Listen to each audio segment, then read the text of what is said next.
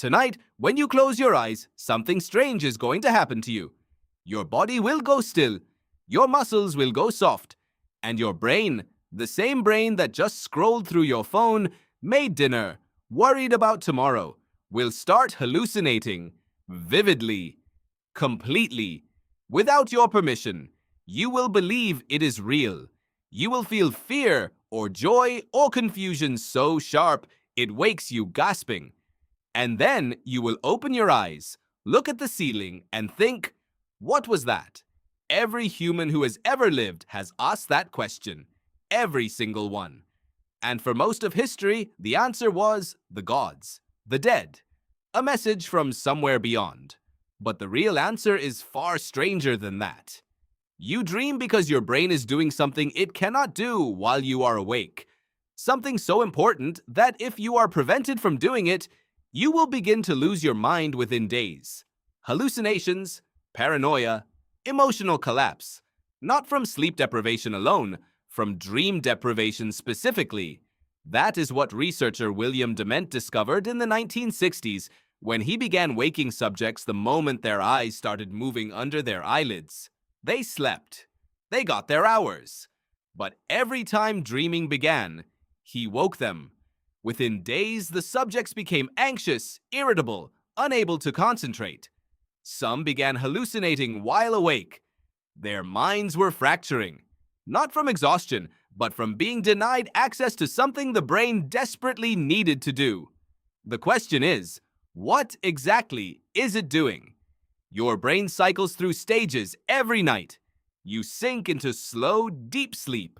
Your heartbeat drops. Your body repairs tissue, consolidates memory, clears waste products that build up between neurons during the day. This is the maintenance phase, the janitor shift. Your body is a machine, and the machine requires downtime. But then something changes. About 90 minutes after you fall asleep, your brainstem fires a signal upward. Your eyes begin moving rapidly beneath your closed lids. Your brain activity surges to a level nearly identical to when you are fully awake. Your heart rate climbs, your breathing quickens, and your body enters a state of temporary paralysis. Your motor cortex is essentially disconnected from your limbs so that whatever your dreaming mind experiences, your body cannot act out. This is REM sleep, rapid eye movement, and it is one of the most bizarre and ancient biological phenomena in the vertebrate world. You are not the only creature that does this. Dogs dream. You have probably seen it. The twitching paws, the muffled bark, the eye movements behind closed lids. Cats dream, rats dream, birds dream. Even some reptiles show signs of REM-like states. This is not a quirk of human consciousness. This is something evolution kept, something old, something that has survived hundreds of millions of years of pressure, predator, and extinction event, which means it must matter enormously. The question neuroscience has spent decades trying to answer is, why? The first serious theory was memory consolidation. Your waking day is a flood of information. Faces, names, routes, emotions, dangers, patterns. Your hippocampus, a curved structure deep in your brain, acts as a temporary buffer. It catches everything, but it cannot hold everything forever. At night, during sleep, and especially during REM, the hippocampus replays what you experienced and transfers the important pieces into long-term storage in the cortex. Researcher Matthew Walker, whose work at UC Berkeley transformed how scientists understand sleep, has shown that students who sleep after learning new information retain dramatically more than those who stay awake. Not just more, the sleeping brain does something the waking brain cannot. It strips away the surface details and preserves the underlying pattern. The rule, the principle, the thing that will be useful tomorrow. Your dreaming brain is not randomly hallucinating, it is editing. But Walker and others have gone further, because memory consolidation alone does not fully explain the emotional intensity of dreams. The terror, the grief, the impossible joy. Why would a simple filing system feel like that?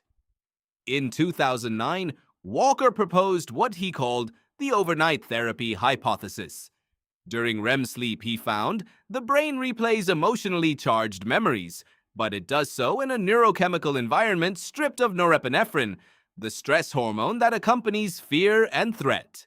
The memory is replayed without the chemical sting, again and again, until the emotional charge slowly drains away. You wake up and the memory is still there. But somehow it hurts less. Somehow you can think about it without being swallowed by it. People with PTSD, Walker noted, have disrupted REM sleep. The process that is supposed to detox the emotional charge of traumatic memory is not completing. The wound stays raw. The brain keeps trying to heal it and keeps being interrupted. Your dreams are not random. They are, in a very real sense, therapy. Nightly, automatic, ancient therapy. And there is a third theory.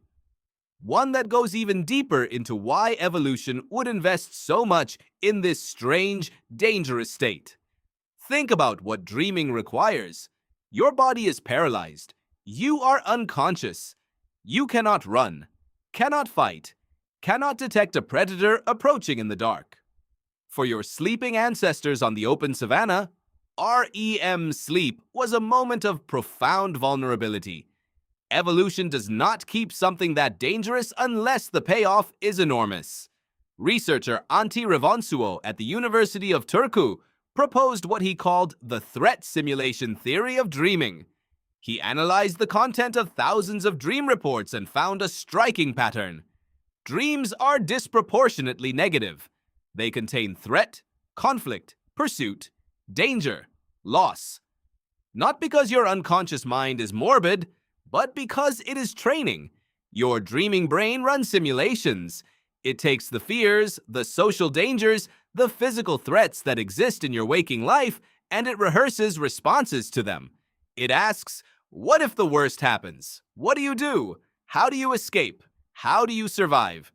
The brain that could rehearse danger while sleeping woke up slightly better prepared for it, slightly faster, slightly calmer under pressure. That tiny edge, compounded across a lifetime and a generation and 10,000 generations, became you. Every nightmare you have ever had was a training session. Think about the most common dream themes across every culture ever studied.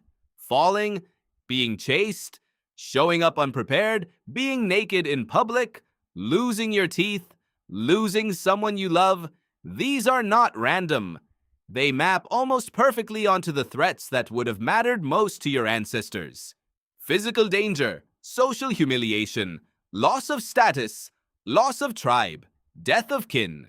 Your dreaming mind is still running software, written for a world that no longer exists. The predator that never comes. The exam you will never fail. The fall you never take. Your sleeping brain does not know the difference. And this is what makes dreams feel so real.